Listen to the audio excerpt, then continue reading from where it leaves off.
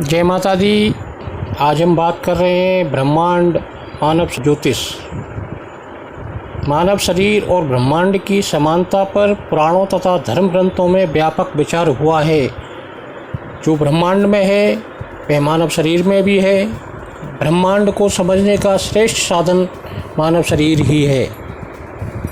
समाज वैज्ञानिकों ने भी सावयवी सादृश्यता के सिद्धांत को आधार बनाते हुए मानव शरीर व संपूर्ण समाज को एक दूसरे से प्रतिबिंबित किया है।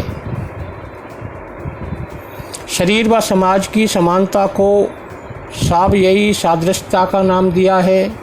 सौरमंडल को ज्योतिष भली भांति जानता है। इसी सौरमंडल में व्याप्त पंच तत्वों को प्रकृति ने मानव निर्माण हेतु पृथ्वी को प्रदान किया है। मानव शरीर जल, अग्नि, पृथ्वी, वायु तथा आकाश तत्वों से निर्मित हुआ है। ज्योतिष ने सौरमंडल के ग्रहों, राशियों तथा नक्षत्रों में इन तत्वों का साक्षात्कार कर अपने प्राकृतिक सिद्धांतों का निर्माण किया है। ज्योतिष का फलित भाग इन ग्रहों, नक्षत्रों तथा राशियों के मानव शरीर पर प्रभाव का अध्ययन करना भी सिखाता है। जो पंच तत्व इन ग्रह, नक्षत्र व राशियों में हैं वे ही मानव शरीर में भी मौजूद हैं, तो निश्चित ही इनका मानव शरीर पर गहरा प्रभाव है। भारतीय ज्योतिष ने 7 ग्रहों को प्राथमिकता दी है, जिसमें सूर्य, चंद्र, मंगल, बुध, गुरु, शुक्र एवं शनि हैं। राहु और केतु छाया ग्रह हैं, जिनको पाश्चात्य संस्कृति के हिसाब से अगर देखते हैं तो उसमें 3 ग्रह और शामिल हो जाते हैं, यूरेनस, नेपच्यून और प्लूटो। ज्योतिष में पंच तत्वों की प्रधानता है। पंच तत्वों में प्रधानता के आधार पर ग्रहों में इन तत्वों का अनुभव किया है। सूर्य तथा मंगल को अग्नि तत्व के ग्रह माने गए हैं। अग्नि तत्व शरीर की ऊर्जा तथा जीने की शक्ति का कारक है। अग्नि तत्व की कमी शरीर के विकास को अवरुद्ध कर रोगों से लड़ने की शक्ति को क्षीण कर देती है। शुक्र व चंद्रमा जल तत्व के कारक हैं। शरीर में व्याप्त जल पर चंद्रमा का आधिपत्य है। शरीर में स्थित जल शरीर का पोषण करता है। जल तत्व की कमी आलस्य व तनाव उत्पन्न कर शरीर की संचार व्यवस्था पर विपरीत प्रभाव डालती है। जल व मन दोनों ही चंचल हैं, इसलिए चंद्रमा को मन का कारक तत्व प्रदान किया गया है। शुक्राणु जल में ही जीवित रहते हैं, जो सृष्टि के विकास व निर्माण में महत्वपूर्ण हैं। शुक्र काम जीवन का कारक है। यही कारण है कि शुक्र के अस्त होने पर विवाह जैसे विवाहों के मुहूर्त नहीं निकाले जाते हैं। बृहस्पति एवं राहु आकाश तत्व से संबंध रखते हैं। ये व्यक्ति के पर्यावरण तथा आध्यात्मिक जीवन में सीधा संबंध रखते हैं। बुध पृथ्वी तत्व का कारक है। यह बुद्धि, क्षमता तथा निर्णय लेने की शक्ति शरीर को देता है। इस तत्व की कमी बुद्धिमत्ता तथा निर्णय क्षमता पर विपरीत प्रभाव डालती है। शनि वायु तत्व का कारक है। शरीर में व्याप्त वायु पर इसका आधिपत्य है। केतु को मंगलवत माना जाता है। मानव जीवन में कुछ गुण मूल प्रकृति के रूप में उपस्थित होते हैं। प्रत्येक मनुष्य में प्राकृतिक रूप से आत्मा, मन, बल, वाणी, ज्ञान, काम तथा दुख विद्यमान होते हैं। यह ग्रहों पर निर्भर करता है कि मानव जीवन में इसकी मात्रा कितनी है। विशेष रूप से प्रथम 2 तत्वों को छोड़कर, क्योंकि आत्मा से ही शरीर है। यह सूर्य का अधिकार क्षेत्र है। मन चंद्रमा का है। मंगल का कार्य क्षेत्र बल है, शक्ति है। बुध का कार्य क्षेत्र वाणी है। बृहस्पति का कार्य क्षेत्र ज्ञान, शुक्र का कार्य क्षेत्र काम तथा शनि का कार्य क्षेत्र दुख है। आधुनिक मनोविज्ञान मानव की 4 मूल प्रवृत्तियां मानता है: भय, भूख, यौन व सुरक्षा। भय पर शनि व केतु का आधिपत्य है। भूख पर सूर्य एवं गुरु का यौन पर शुक्र का तथा सुरक्षा पर चंद्र, मंगल तथा बुध का आधिपत्य है। मानव शरीर के विभिन्न धातु तत्वों का भी ब्रह्मांड के ग्रहों से सीधा संबंध है। शरीर की हड्डियों पर सूर्य, रक्त पर चंद्रमा, शरीर के मांस पर मंगल, त्वचा पर बुध, चर्बी पर गुरु, वीर्य पर शुक्र तथा स्नायु मंडल शनि से सीधा संबंध रखता है। राहु एवं केतु चेतना से संबंधित हैं। शरीर आयुर्वेद के अनुसार त्रिदोष से पीड़ित हो सकता है, जो विभिन्न रोगों के रूप में प्रकट होता है। त्रिदोष वात, पित्त एवं कफ।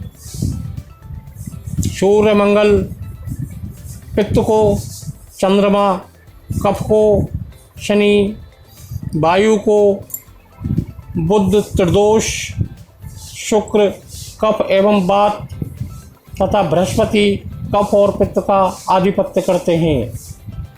शरीर की आंतरिक स्वास्थ्य रचना इन प्रवृत्तियों पर तथा ग्रहों के उचित तालमेल पर ही निर्भर करती है। आध्यात्मिक व सामाजिक जीवन के मान से सत्व, रज तथा तमोगुण मानव के मौलिक गुण माने जाते हैं।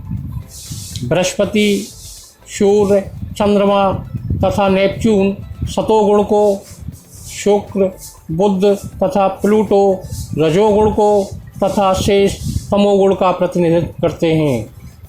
जहाँ तक राशियों का प्रश्न है, मेष, सिंह व धनु अग्नि तत्व प्रधान हैं। वृषभ, कन्या व मकर पृथ्वी तत्व प्रधान हैं। मिथुन, तुला व कुंभ वायु तत्व प्रधान हैं। कर्क, वृश्चिक व मीन जल तत्व की राशियां हैं। आकाश तत्व इन सभी से 12% पाया जाता है। या एक दृष्टिकोण से हम इसको इस तरीके से भी देख सकते हैं कि आकाश तत्व को इन से छुपाया गया है। नक्षत्रों के हिसाब से देखें या नक्षत्रों का भी तत्व के आधार पर विभाजन भारतीय ज्योतिष में किया गया है। अश्वनी, मृगशिरा, पुनर्वसु, उत्तर फागुनी, हस्त, चित्रा, विशाखा वायु तत्व के नक्षत्र हैं। भरणी, कृतिका, पुष्य, मघा, पूर्वा फागुनी, स्वाति, पूर्वाषाढ़ा तथा दोनों भाद्रपद अग्नि तत्व के नक्षत्र हैं। रोहिणी, अनुराधा, ज्येष्ठा, उत्तर आषाढ़ा पृथ्वी तत्व के तथा शेष जल तत्व के नक्षत्र हैं। आकाश तत्व इन सभी नक्षत्रों में भी 12% ही पाया जाता है। अध्यात्म, ज्योतिष, जीवात्मा तथा परमात्मा के एकाएक होने को मोक्ष कहा जाता है। मोक्ष प्राप्ति के लिए ब्रह्मांड तथा शरीर के आंतरिक व बाहरी रहस्यों को समझना आवश्यक है। मानव शरीर ब्रह्मांड के पंच तत्वों से निर्मित हुआ है और इन्हीं तत्वों में विलीन हो जाएगा।